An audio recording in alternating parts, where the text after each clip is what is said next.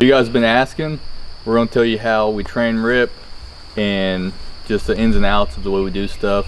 There's going to be a new opinion based on whoever you ask. Everybody's got a different way of doing it. You're going to get our way. We overdo a lot of stuff, we overthink it, so there's going to be a lot of little things that we add into that a lot of people don't. Let's drive on in. First thing, you're going to need a dog. Seems simple, but it's pretty important. And one thing that you can't train is genetics. You got to get a dog with good genetics. That's what we got here with Rip. He came from Idaho. Seth Simpson's putting out what I think are the best dogs in the country. Rip is half Idaho Shag, quarter Jag Terrier, quarter Donovan Pinscher. Completely working stock. Awesome dog. See the Garmin? Big thing about that is you've got to have a way to recall your dog. And we use it to break him with trash. We'll dive into that later. Let's start off just talking about what we do with him as a pup, when we think he's ready to hunt, how we go about hunting, and then things that we do to keep him in shape and just really burn off some excess energy, because he will go non-stop every day. It's a lot of fun to own a dog like that, but it's work too. Rip wanted to remind you guys, this is brought to you by Huntworth. So when we get a pup, we start off with some basic commands, just your basic obedience, and you're going to build off of that. Talking about recall, so let's dive into that. Start verbally, get your dog come to you, and then we're overlay that with a tone from the e-collar. So your dog's out, you tell him to come and tone him at the same time, and then you take away the verbal command, you just have the tone. So like right now, he's off there doing dog stuff. I'm going to hit the tone. Yes, and it's that easy. He knows to come back immediately. Doesn't matter what he's doing. And what's cool about that is after you have some successful stands where he's worked coyotes and you've gotten them killed, he's worked them, pretty quick he'll catch on to he has to bring coyotes back to you. And really now on stand, we don't tone him at all. He knows the game so well, he does that part on his own. Seems like a small detail, but as a pup, take them out, just let them walk and do their thing. Then you get used to being away from you and be comfortable with it. Don't recall them every time they get out of sight or get out there, because then when you transfer over to hunting with them, they're gonna feel like they can't go out, and you won't have your dog ranging out, getting away from you, getting those coyotes, engaging coyotes, stuff like that. So you just let them do their thing, and Rip will go 300-400 yards. You've established that good recall, so you know that you can just tone him and he'll be right back to you.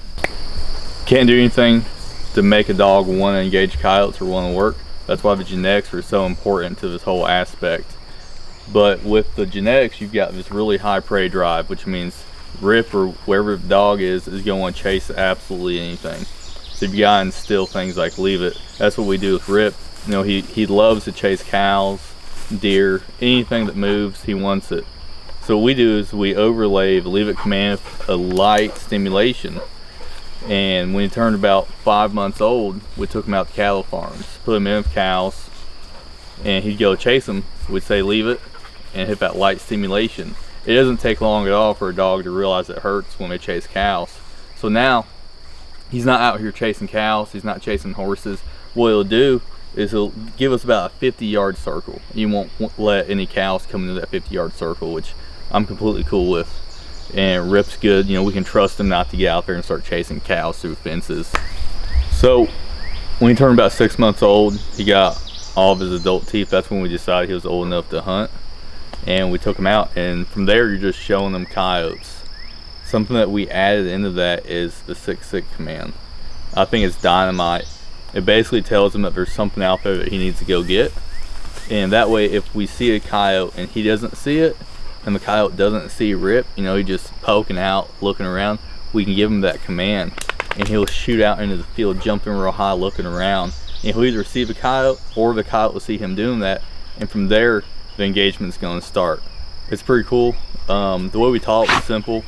We'll give a demonstration on it, but basically we'd play with them, you know, like tug of war and stuff, and we'd say sick, sick while we're doing it.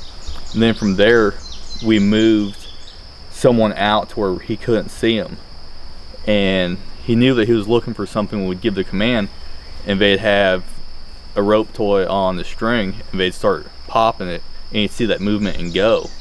And so you do that a few times, then the dog realizes when they hear that command, there's something out there for them. And it's been dynamite. I suggest anybody try it out. It's just a really good tool to have in your tool belt.